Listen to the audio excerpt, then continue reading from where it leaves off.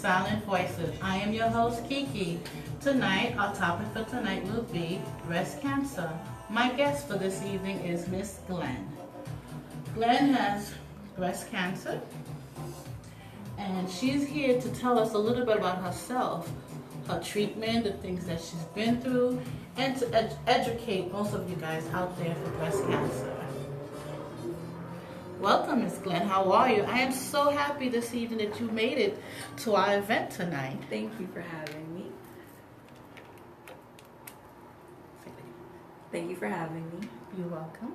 I'm nervous, That's but okay. I'm always up for, even if I can help somebody through because of what I went through. I think it's very important.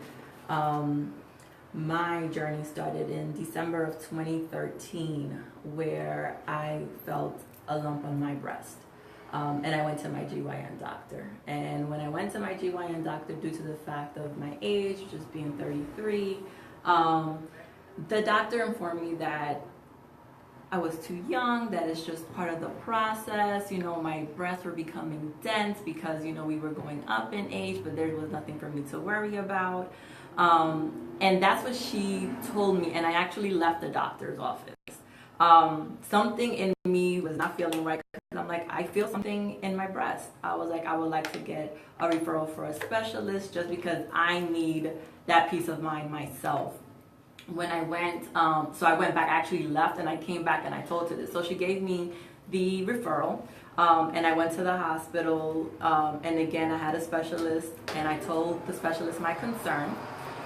When I told the specialist my concern, I got the same thing again. Why do you want to do a mammogram? Why do you want to go through the testing? You're 33 right now. Your breasts are becoming dense. These are different things that are occurring in your body right now. There's nothing to worry about.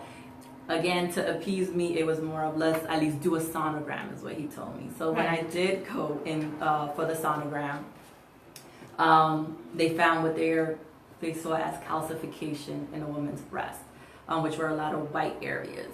At this point, it still wasn't diagnosed with cancer. They were just saying, you know what, we want to look more into this. So they decided to do a biopsy. So December 23rd, I went in for a biopsy. In January, I was still waiting for my results, and I finally got them. That day was like a regular work day for me. I had just finished work. I was going to my overtime job. I just went because I wanted to see the results, since everybody was saying it was nothing out of the ordinary. And when I go in, he's like, did you come alone? I'm like, yeah, I came alone. I'm going to work. And when I was there, his reaction was, I don't even know how to tell you this. He was like, I need you to sit down. Like, we're going to discuss some things. He was like, we found cancer.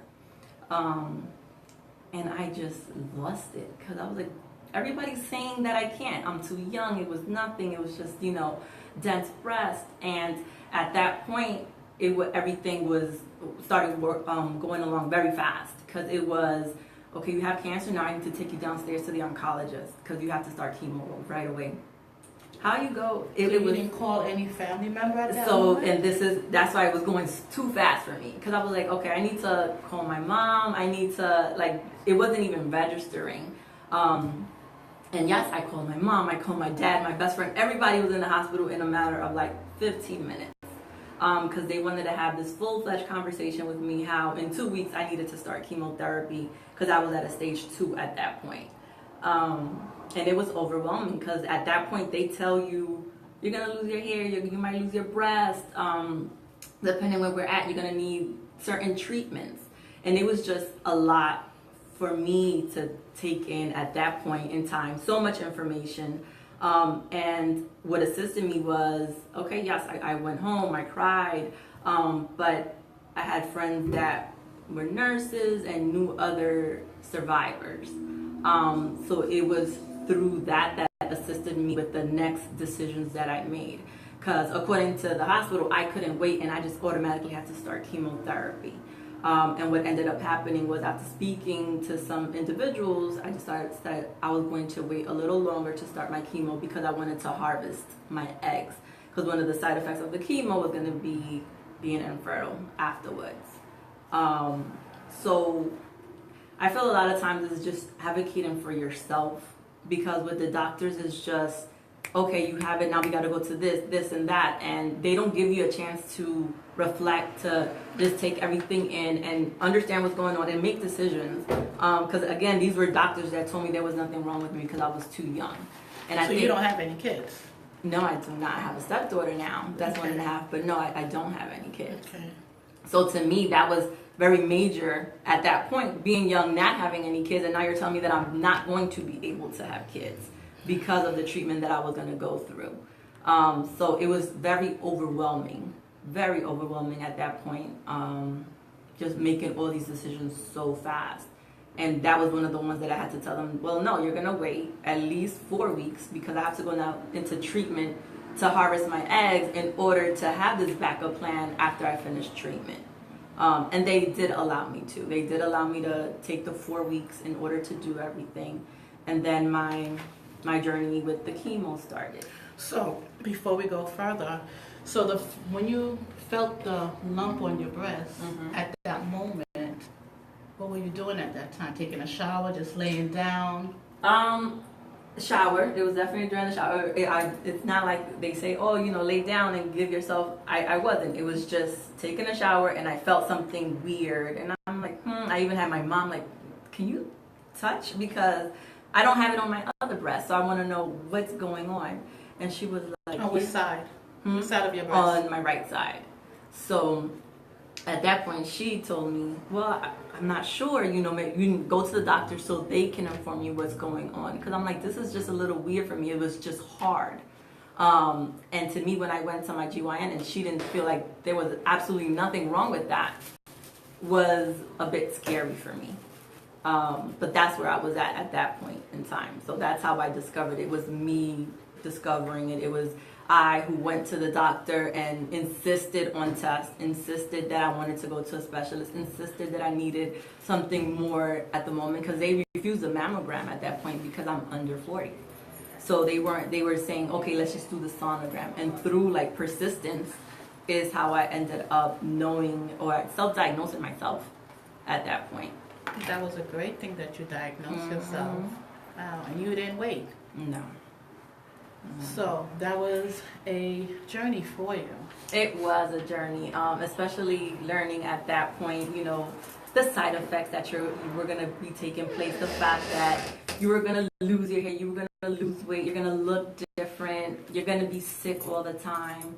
And it was a journey where all those things occurred. The first thing at that point when you get the news is, oh my God, I'm going to lose my hair. As a woman, it's like, how? My hair. And then it's, okay, you're going to lose your breast. And that was, a lot of times what they would do, or in certain situations, they would actually do a mastectomy, which is where they remove your breast and then you go into chemo. I was so I wanted to preserve my breast. I wanted to preserve it that I did chemo first. And then after chemo, they still informed me that I needed to remove the breast. And it's just making decisions throughout that were hard. I'm thinking, okay, after chemo, it got the cancer. I'm not going to have to be able to remove a part of my body that was going to make me insecure after. So at that point, they still told me after the chemotherapy that it had to be removed, and I underwent surgery for a unilateral mastectomy at that point. So how did your family handle the situation? Everybody was different, but very supportive throughout the entire journey. My dad took it very hard. My mom did too, but we have faith in God, and that was her thing. We are not going to cry. We are going to fight. It's going to happen, and you're going to be fine throughout this. So it was hard, but they were always, every week, there was like a schedule in my house for my friends. Oh, this week she's staying with her. The next week somebody else is staying with her.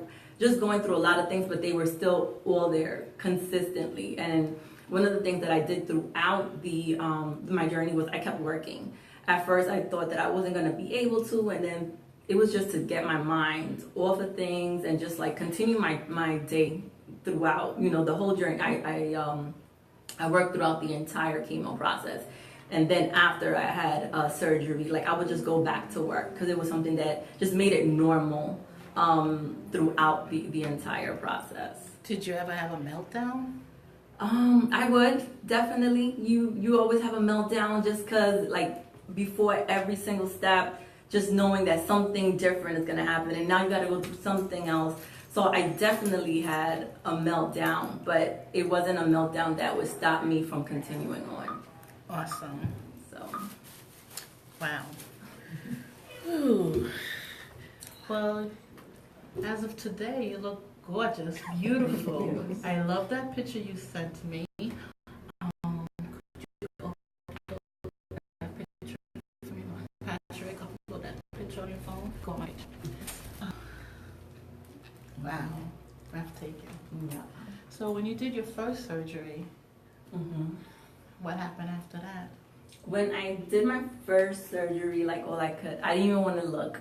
My mom was there with me, and I had her looking, and it was overwhelming. Of course, it was losing a part of me. It was now knowing, okay, how is the reconstruction going to look like? Because that's what you also think of. Just because you see or you hear experiences of individuals where they're not happy with their reconstruction or they're not able to go on with their reconstruction. So at that point, it was just thinking, what if things don't go right? What if I'm not lucky enough to be able to reconstruct my breast or for it to look the way I wanted it to look, because I wanted it to look as normal as possible after. But I must say my surgeon was wonderful. Like, What's his name? Dr. Cusick was my breast surgeon. She's from Memorial Sloan, and she helped me throughout the entire process as far as how I feel, because it was very important to feel normal again.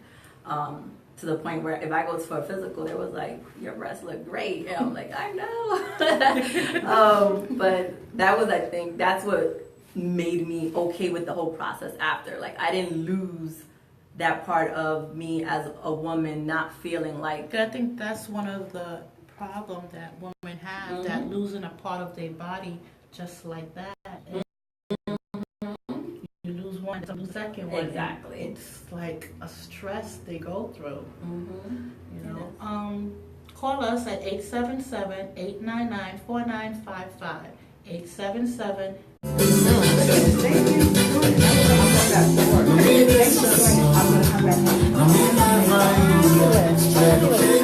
Sounds so clear. You do?